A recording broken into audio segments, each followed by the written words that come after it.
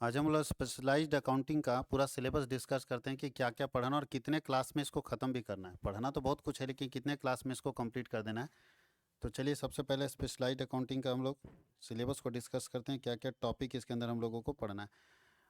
तो specialised accounting का paper code है 354। स्पेशलाइज्ड अकाउंटिंग के अंदर हम लोगों को सबसे पहले यूनिट 1 में पढ़ना है इंट्रोडक्शन, जिसमें share, stock, reserve capital, capital reserve, book building, advantage, process, sweat equity share, surrender of share और difference between surrender of share and forfeiture of share पढ़ना है।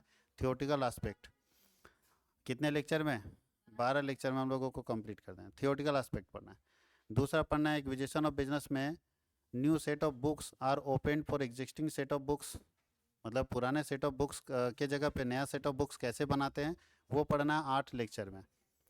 तीसरा यूनिट में हम लोगों को पढ़ना है डेप्रिसिएशन, रिजर्व एंड प्रोविजन। ये आप पूरा पढ़े हुए हैं। डेप्रिसिएशन का मीनिंग पढ़ना है, डेफिनेशन पढ़ना है, काउजेज पढ़ना है, ऑब्जेक्टिव पढ़ना है, डिफरेंस मेथड पढ़ना है, different methods. Accounting for depreciation under 2 method है, फिक्स बैलेंस मेथड जिसको एसएलएम बोलते हैं और डिमिनिशिंग बैलेंस मेथड जिसको क्या बोलते हैं, डीवीएम बोलते हैं। With change of method of depreciation, annuity method आपको एक्स्ट्रा पढ़ना है, जानकारी रखना है, depreciation fund method, insurance policy method, और साथ ही साथ एक नया टॉपिक आपको पढ़ना है रिजर्व एंड सरप्लस।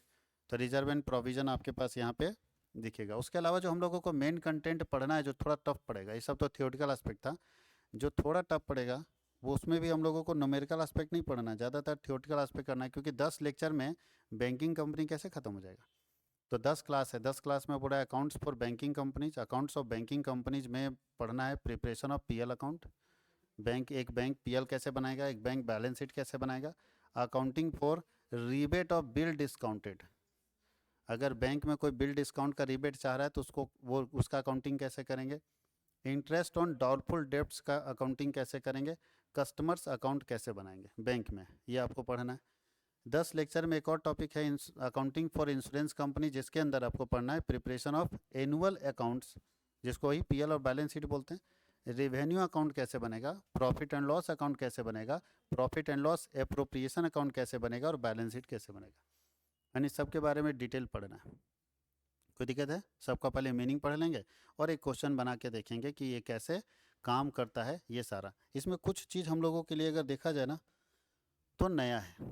अगर हम लोग स्टार्टिंग की बात करें तो इसमें कुछ नया चीज़ है जिसको हम एक्सप्लेन कर देते हैं, बाकी लगभग चीज़ इसमें पढ़ा हुआ है। इसमें थियोटिकल एस्पेक्ट ज़्यादा है आप लोगों के लिए, याद रखिएगा इसमें क्या है, थियोटिकल एस्पेक्ट ज़्यादा है। जैसे सबसे पहले बताइए, शेयर जानते हैं क्या होता है, स्टॉक जानते हैं, शेयर को ही स्टॉक बोलते हैं, शेयर का ही दूसरा नाम क्या है, स्टॉक है, याद रखिएगा। रिजर्व कैपिटल जानते हैं, कैपिटल रिजर्व जानते हैं। बुक बिल्डिंग हम लोगों को नया है, इसको थोड़ा बता देंगे, advantage and process. Sweat equity share बता देंगे क्या होता है। Surrender of share, forfeiture of share जानते हैं, फॉरफीचर में क्या होता है, एक शेयर होल्डर अगर कंपनी का पेमेंट करने में फेल कर जाता है तो कंपनी उसके शेयर को छीन लेती है, इसको बोलते हैं फॉरफीचर। इसका उल्टा है सरेंडर।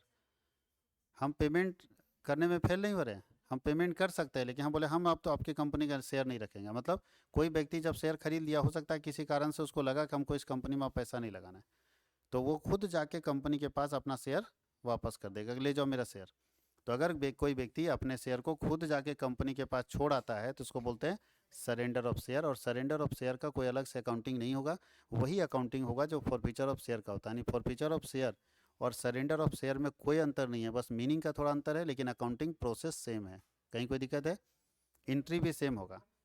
अब हम लोग को यूनिट 2 थोड़ा सा नया रहेगा, यूनिट 3 भी हम लोग लगभग पढ़े हुए हैं, यूनिट 3 का तो कंटेंट आपके पास चला जाएगा।